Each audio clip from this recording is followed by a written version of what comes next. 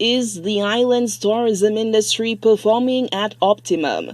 The opposition claims that not enough is being done to compensate for the off-season dip in cruise ship arrivals. However, the Minister for Tourism disputes this notion, pointing to roadshows and promotional activities aimed at piquing interest in the island as a destination.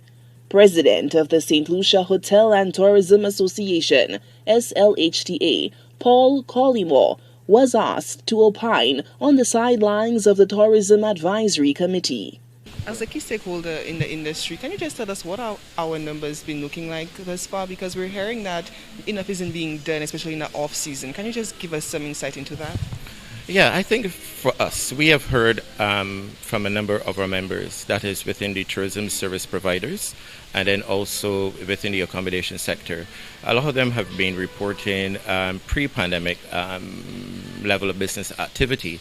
Well, some have said that, things have not come back as fast as they would like.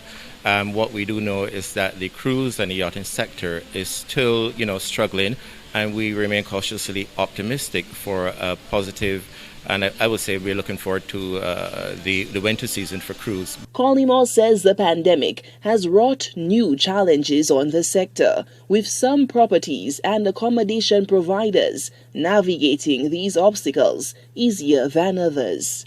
I think with high operating costs, there is still a struggle for us. I think overall, I would say that